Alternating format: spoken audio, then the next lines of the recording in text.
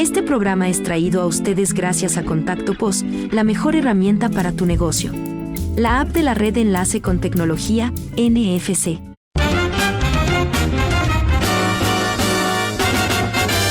Esto es Cabildeo Digital.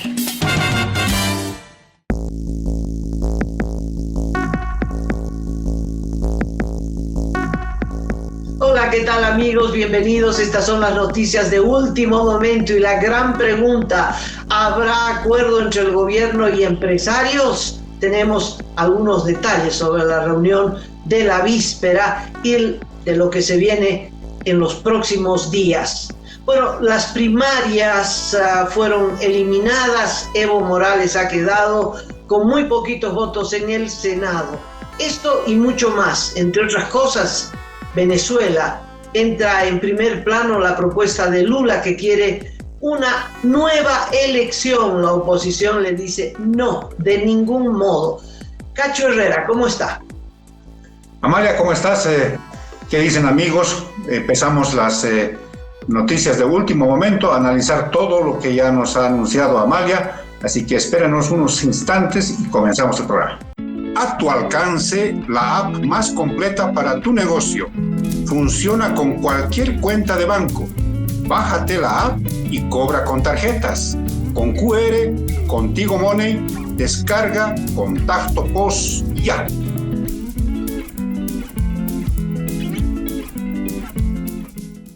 El gobierno, con la presencia del propio presidente Luis Arce Catacora, y los empresarios se reunieron en la víspera. Reunión en La Paz, en el terreno del presidente. Cacho, ¿hubo acuerdo? Porque se habla de un posible acuerdo ya para las próximas horas. No hubo acuerdo, Amalia, amigos, se reunieron después de las 4 de la tarde hasta más o menos pasadas las 8 de la noche. No hubo acuerdo porque hay muchas complicaciones, muchas maneras distintas de ver la realidad crítica de la economía en nuestro país. Hay miradas totalmente diferentes. Por ejemplo, el empresariado boliviano ha planteado que, por ejemplo, se elimine el ITF, el impuesto a las transacciones financieras, o se acuda a organismos de financiamiento internacional. Está el Banco Mundial, el Fondo Monetario Internacional, la propia CAF, ¿no? Pero las fuentes que hemos consultado en estas últimas horas dan cuenta de que eso no va a ser posible. La situación es vista de una manera totalmente distinta por parte del gobierno. Cree que con controles de divisas, con algún tipo de medidas de menor impacto, sí se pueden resolver esta difícil situación. Entonces, las fuentes que hemos consultado, Amalia, dan cuenta de que hoy habría una reunión en Santa Cruz de varios representantes del empresariado que han estado ayer en la reunión en la Casa Grande. Para analizar todo esto. Les ha dejado un muy mal sabor de boca todo lo que ha sucedido ayer, y entonces se están reuniendo en las próximas horas. Van a definir, me imagino, alguna posición conjunta, y esa posición conjunta la van a traer a La Paz este viernes para la continuación de la reunión. A ver qué sale. Ojalá el gobierno en estas horas se analice mejor las propuestas que le ha presentado el empresariado privado, vean que hay posibilidades de llegar a acuerdos, pero si siguen con esta mirada muy cerrada, muy de que ellos tienen la solución y nadie más, entonces yo creo que la cosa puede fracasar mañana. Yo creo que ya fracasó, Cacho, porque lo que está sobre la mesa son dos proyectos, dos modelos económicos distintos. El gobierno piensa ajustar más las medidas de control estatal. Es decir, lo que dijeron las organizaciones sociales, que en realidad han repetido como un loro lo que les ha dicho el gobierno, este gabinete social, ¿verdad? Esto de controlar las divisas, controlar los precios, controlar, ese es el modelo del gobierno, es el modelo que llevó al desastre a Venezuela y que llevó al desastre a la Argentina. Dos países que tenían economías potentes, que eran países que estaban muy lejos del resto de América Latina y que terminaron en la cola, que terminaron en la peor crisis imaginable, con hiperinflación, con recesión, con empresas estatales desmontadas. En fin, no solo destruyeron a la empresa privada, sino que destruyeron inclusive las principales empresas estatales. En el caso de Venezuela, pues se quedaron sin PDVSA, que era la empresa de petróleo de América Latina.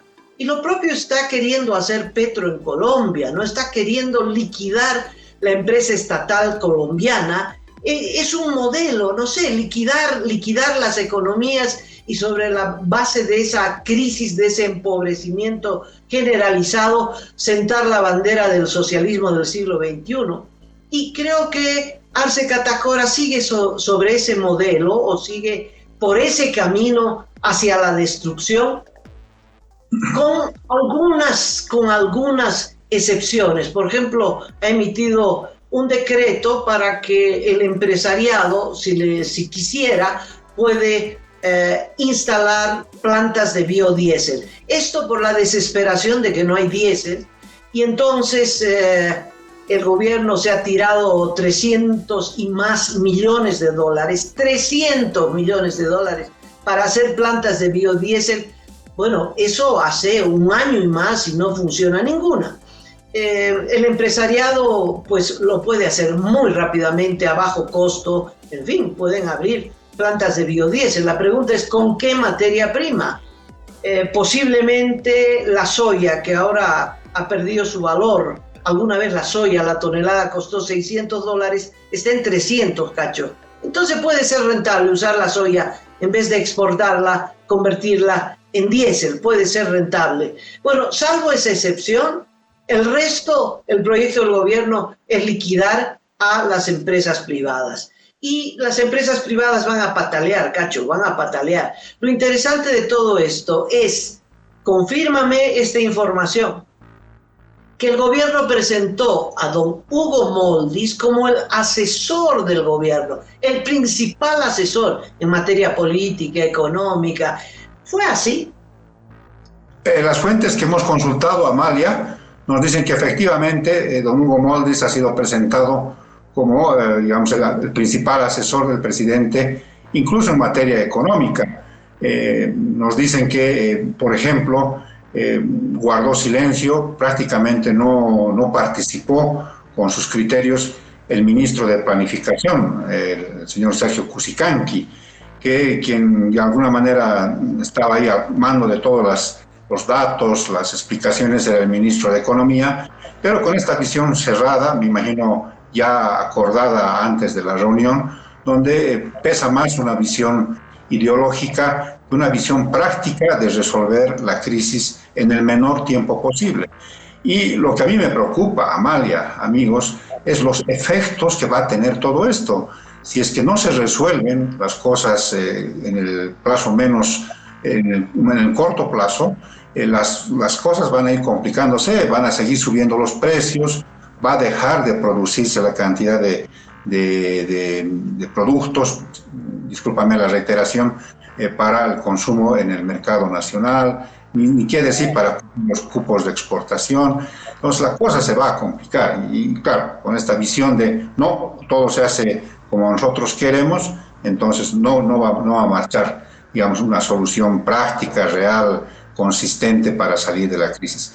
Lo que me preocupa es el impacto sobre la gente, lo que se está viniendo, y ahí sí, como tú dices, Amalia, estaremos ante otra Venezuela, ante otra Argentina, porque están conteniendo los empresarios el que no se produzca ya la debacle, ya el desastre económico en Bolivia. Es de a poco, ¿no? Empieza a cerrar una empresa, hacen lo posible, patalean, buscan mecanismos alternativos para poder comprar los insumos en el exterior, buscan dólares aquí, allá, en fin, y luego empiezan el cierre de las empresas. Los obreros creen que tomando esas empresas va a ser la solución, y los empresarios pues pueden entregar las máquinas, que son equipos muertos, y los obreros no hacen nada con eso, ¿no? es decir, pierden sus fuentes de trabajo definitivamente, ¿no? El 20% de la fuerza laboral, Cacho, este es un dato que lo sabe todo el mundo, solo el 20% tiene un trabajo estable. Y ese 20% se va a achicar, ¿no?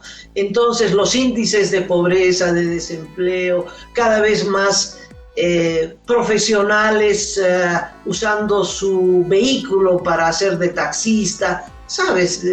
Enfrentar la crisis como se pueda y luego irse del país. Los jóvenes rajan, los jóvenes se van del país y así se suman a la migración masiva de Venezuela, de Cuba, de nicaragüenses y luego vendremos los bolivianos. ¿Por qué? Porque es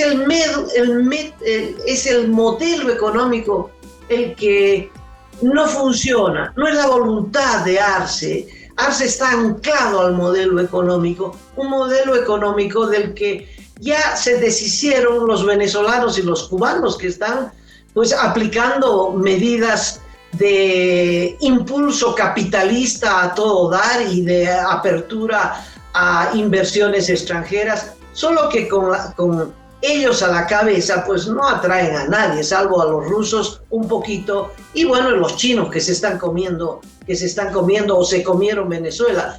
A Cuba no queda nada, ¿no? No queda nada en Cuba. Lo interesante es Moldis, porque Moldis es fue un activista, fue en el gobierno de Evo Morales, muy cortito, ministro de gobierno, no sé si te acuerdas. Hizo un papelón, después se lo acusó de haber recibido sobornos para el caso del peruano que vino a buscar visa y que Evo Morales lo entregó en la frontera, Belaúnde, no sé si te acuerdas. Sí. Pero era Pérez el ministro de gobierno, pero el anterior había sido Moldis y se lo acusaba de haber hecho las gestiones a favor de Belaúnde. Él negó aquello, en fin, pero tuvo un paso muy corto y muy vapuleado como ministro de gobierno. Ahora parece que es el asesor del gobierno. Como ya se fue el anterior Richter, ahora lo tienen a Hugo Moldis, el dueño de los pasillos de la Casa Grande, pasillos que son largos y grandes, ¿no? Bueno, Hugo Moldis viene de la escuela cubana. Tú me corriges, Cacho, o agregas lo que te parezca. Pero Hugo Moldis viene de la escuela cubana. Él es un pro-cubano a morir y lo único que quiere es mantener la relación con los cubanos y por supuesto es el que impulsa el modelo estatista en el gobierno de Arce Catacora y es el que impulsa este desastre, ¿no? Pisa fuerte Hugo Moldis. Hubo, déjame ver la fecha, me parece 21 de junio, 23 de julio, hace poquito, la embajadora de Bolivia en Rusia, María Luisa Ramos, se quejó en una carta pública, se quejó contra Hugo Moldis. ¿Por qué? Porque Hugo Moldis le estaba serruchando el piso y le está serruchando el piso para que su hijo sea el embajador. Según María Luisa, cuenta lo siguiente, que ella preparó la llegada de Luis Arce Catacora para la entrevista con Putin. Y en la reunión con Putin iban a participar solo las altas esferas, ¿no? Es decir, Luis Arce Catacora, si venía algún ministro, un ministro, ella como embajadora y se acabó. Y el hijo de Hugo Moldis había sido el cónsul, Carlos Moldis, cónsul en Rusia, y era cónsul. Entonces no tenía los créditos, las cartas como para entrar a la reunión con Putin. Esto enfureció a Hugo Moldis y Carlitos se puso a llorar, papá, no me dejaron entrar. Bueno, y el papá entonces está serruchándole el piso para que María Luisa Ramos renuncie a su cargo. Ella presentó una carta pública diciéndole, encarándolo a Hugo Moldis, ¿no?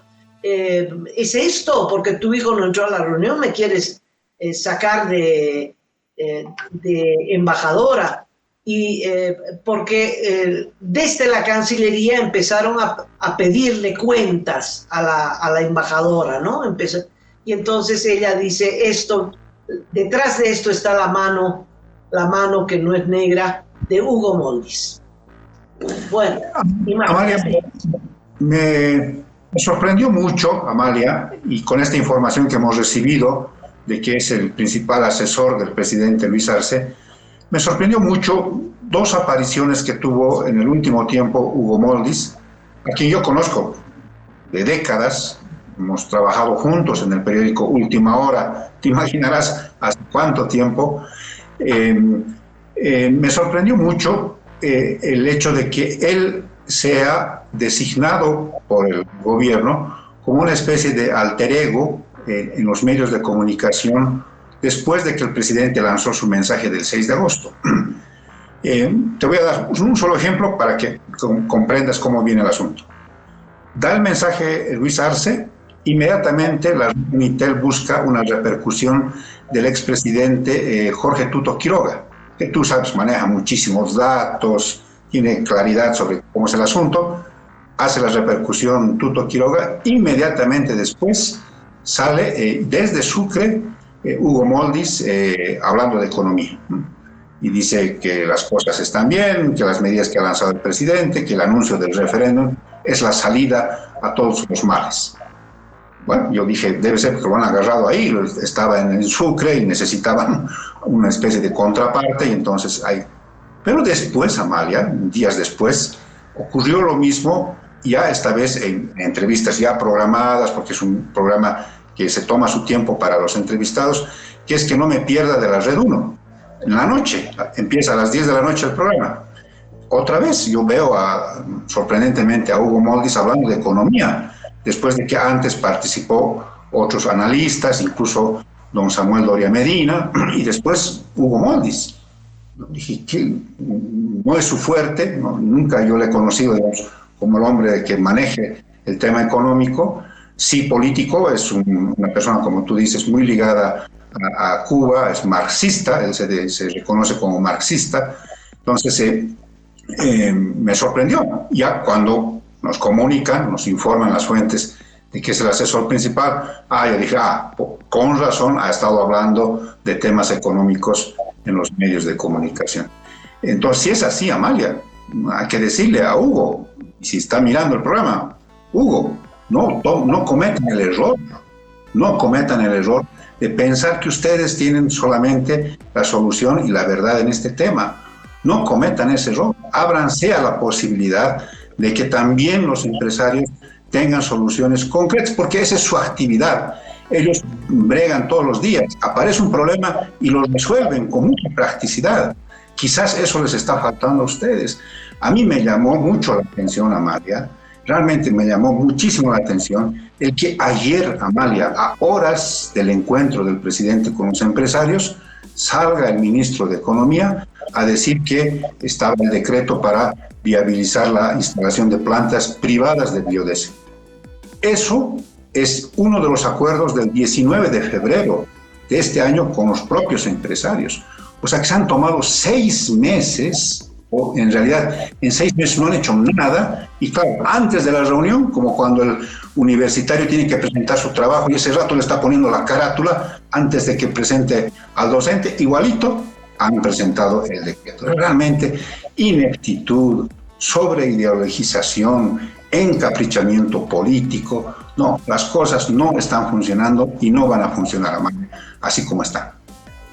Cacho, no creo que sea un problema de un tema de voluntad, de si aflojo un poquito, de si reconozco una partecita. No, yo creo que Arce Catacora tendría que reconocer que el modelo económico que él ha impulsado desde hace 16 años ha sido un fracaso. Y ese es el punto central. Aquí lo que está en crisis, lo que está haciendo agua, es el modelo económico del masismo. Lo que se necesita es cambiar de ese modelo económico. con mayores controles a las exportaciones. ¿Qué va a hacer controlando las exportaciones? Sacándole los dólares de los exportadores. Estamos en un corralito, todos hemos entrado en un corralito. Tú tenías ahorros en dólares, no los puedes recuperar. Los empresarios tenían cuentas con muchos dólares porque se mueven con esos dólares, compran, venden, traen insumos, hacen funcionar su equipo, etcétera, etcétera. Bueno, es como si no tuvieran un dólar porque no les entregan su plata. Cacho, hubo un corralito en el país y nadie más sale de ese corralito. Y entonces la única forma es romper el modelo. Pero Arce Catacora no quiere aplicar las políticas de Milei, para darte un ejemplo. Milei, con todo lo draconiano que fue, está sacando a la Argentina de la crisis. Quieras o no, te guste o no, Milei, Argentina, pero en 6 meses está saliendo de la crisis. Hay cola de gente para hacer inversiones en la Argentina. Eso no va a ser el presidente Arce Catacora, que está entrampado en su propio modelo. Es su modelo el que lo va a llevar a la ruina junto con la ruina del país. Entonces, veremos qué dice el sábado y qué dicen los empresarios que se van a reunir, como tú lo has contado, hoy día mismo, y que en la próxima reunión del gobierno irán con una posición, con la firma de todos los sectores empresariales, industriales, agroindustriales, para decirles: esta es la solución, y si ustedes no adoptan estas medidas, vamos a la ruina completa. Y eso me parece que va a ser lamentablemente el destino del país. Sí, Amalia, tenemos muchas cosas que hablar sobre este tema. Hay reuniones que se vienen viernes y sábado. A ver, veremos qué es lo que sucede. Entre tanto, te invito a que nos tomemos una brevísima pausa y luego tocamos otro tema. Llegó Contacto POS, la app más completa que te permite cobrar de una forma simple y rápida en tu negocio, desde la cual podrás cobrar con tarjeta, con QR y también con Tigo Money. Contacto POS, descárgala ya. Chao a las primarias. El Senado finalmente aprobó lo que ya había aprobado la Cámara de Diputados y se eliminó ese articulito para que no existan primarias de modo excepcional. ¿Qué pasó, Cacho? Te imaginarás, Amalia, la felicidad, el contento que debe tener en este momento el presidente, o desde ayer, porque claro, se elimina el mecanismo por el cual Evo Morales quería competirle, quería establecer a quien fuese representante del MAS en las siguientes elecciones. Eso ya no hay, y por tanto se abre otro escenario político para la definición de la candidatura del MAS. Ayer fue una sesión un poquito compleja porque se decretó un cuarto intermedio el martes, se reanudó la sesión, le exigieron al presidente del Senado, Andrónico Rodríguez, que haga votar un mecanismo que es parte del reglamento, que se llama dispensación de trámite y voto de urgencia. Quiere decir que por un tema importante no se procede al trámite corriente, regular, que es mandar a la comisión elabora su informe y todo eso. Bueno, perdió en esta primera votación Andrónico Rodríguez y el levismo, y entonces tuvieron más que entrar a la consideración en el Pleno del Senado esta ley, como tú dices, de un solo artículo. Hasta las 7, 8 de la noche ya estaba aprobado en grande y en detalle, y entonces se procedió a la sanción de la ley, porque ni siquiera se hizo modificaciones al proyecto de ley que subió de diputados. Entonces se aprobó tal como vino de diputados, y por tanto cobró ya el estado de ley sancionada. Inmediatamente después se mandó al Ejecutivo para la promulgación del presidente, que me imagino va a suceder esto en las siguientes horas, con lo que se publica en la Gaceta y cobra vigencia, y ahí quedan oficialmente suspendidas las primarias. Cacho, lo interesante para mí ha sido el desarrollo. Andrónico hizo todo lo posible para que no se considere esta ley. Creo que hizo una contabilidad de cuántos votos tenía el levismo y no tenía votos como para impedir la aprobación de esta norma. Eliminó las primarias.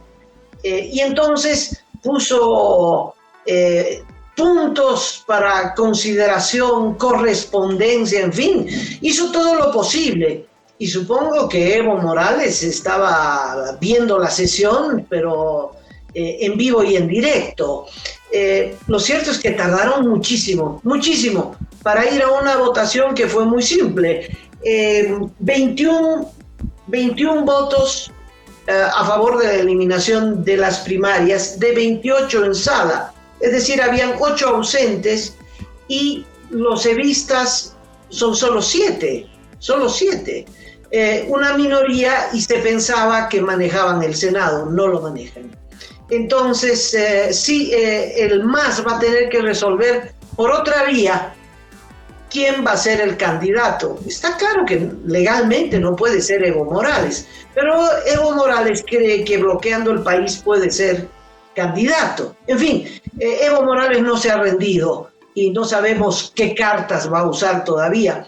Y Arce Catacora, aunque quiera y tenga el poder, tampoco puede ser el candidato porque no es el representante del MAS. De tal modo que el MAS en general está en una gran encrucijada.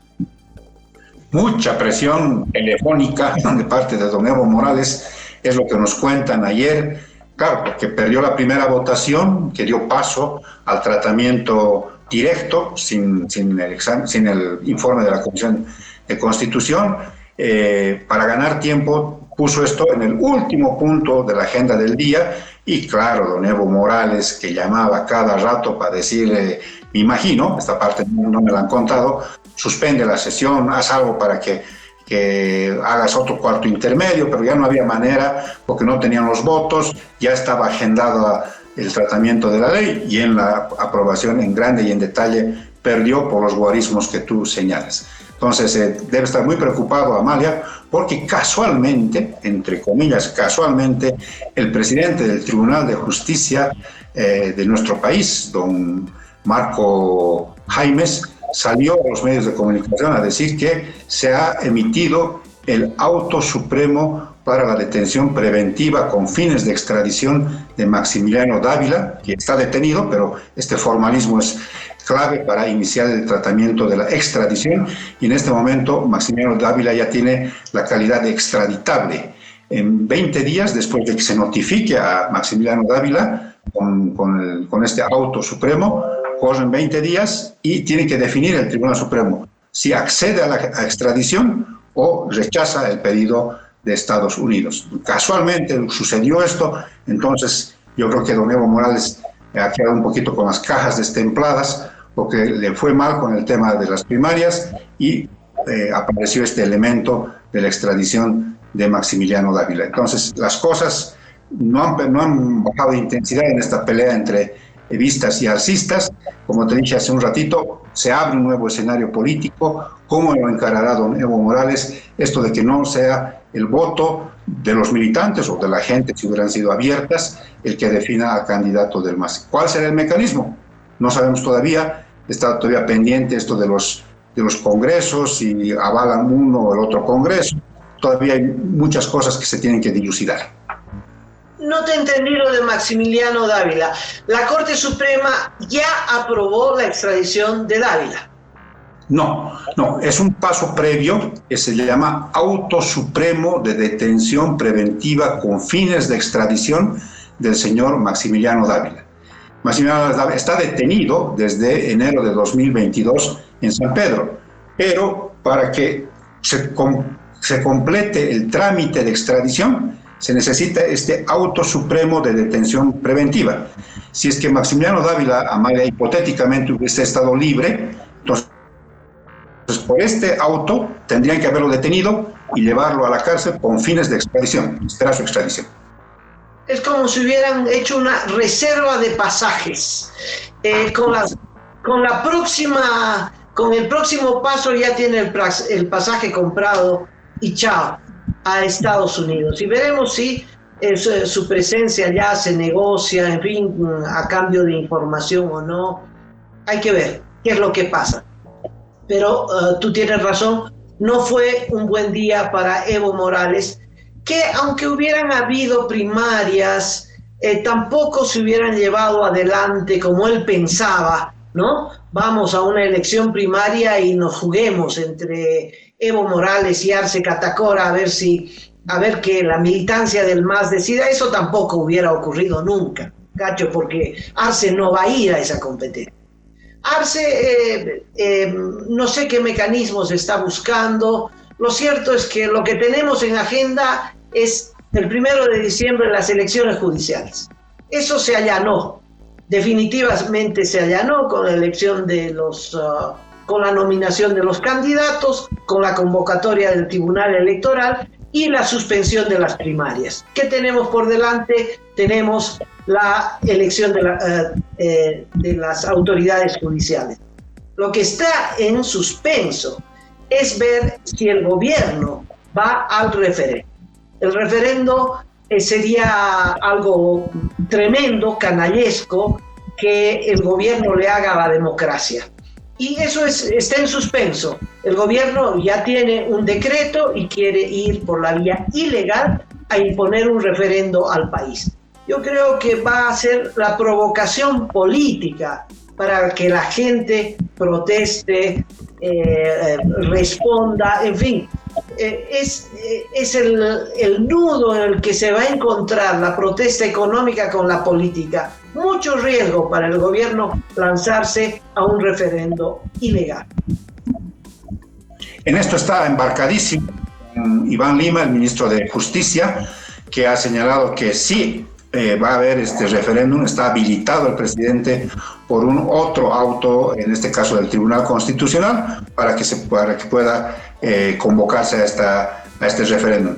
Por tanto, eran la posibilidad de 3 eventos electorales en un solo día: elecciones judiciales, primarias y referéndum, con 3 preguntas, que en realidad son 3 referéndums en uno solo.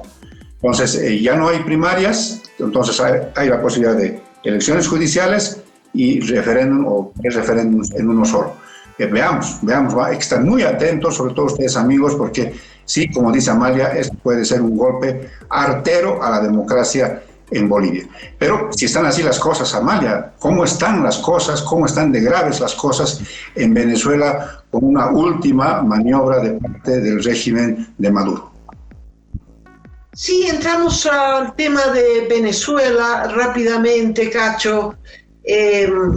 Ha quedado comprobado, sin duda, el fraude de Nicolás Maduro y todo su régimen para declararlo ganador cuando ha sido un perdedor en toda la línea.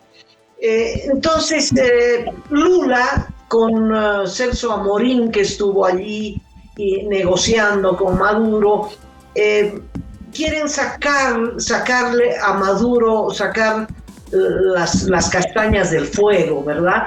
Y quieren salvar a Maduro, y para esto Amorín ha propuesto anular las elecciones e ir a unas nuevas elecciones. ¿Qué te parece? Es posible que a la propuesta de Amorín sea oficializada por Lula y se sume Petro de Colombia y se sume López Obrador desde México. Eso es una troika amiga de Maduro, y que el único objetivo que ellos tienen es salvar a Maduro, ¿no? Primero le exigían actas. Como no llegaron las actas y el fraude quedó en absoluta evidencia, ahora se les ocurre volver a hacer las elecciones. ¿Cómo van a volver a hacer las elecciones? María Corina Machado lo ha dicho claramente. ¿Cómo otras elecciones? Hemos ganado. Lo que le corresponde a Lula y compañía es reconocer a Edmundo González como el ganador de estas elecciones. ¿Sabes, Cacho? Si habría una segunda elección que, según Celso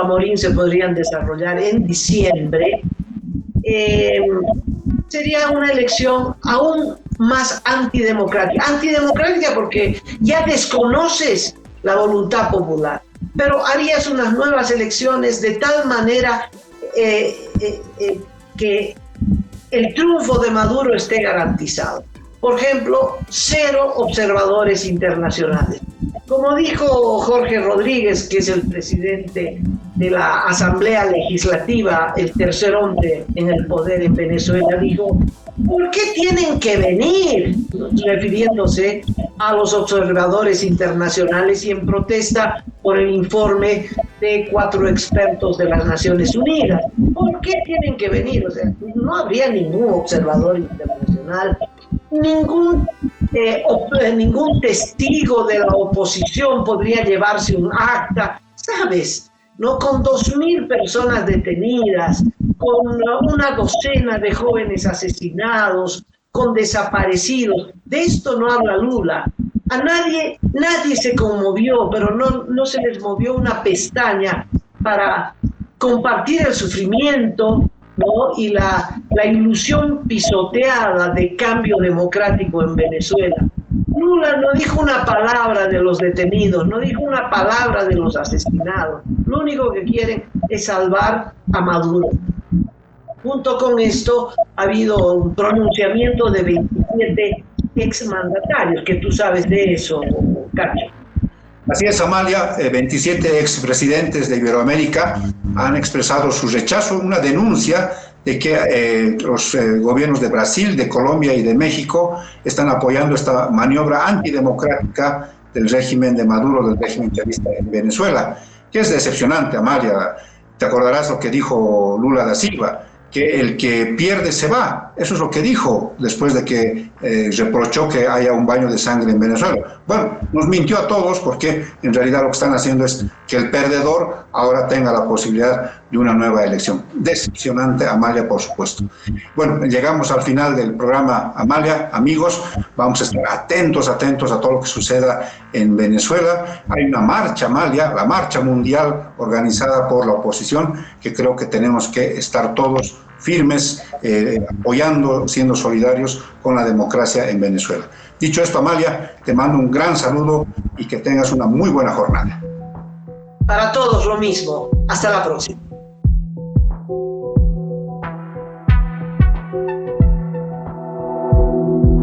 Aporta a Cabildeo Digital y apoya al periodismo independiente.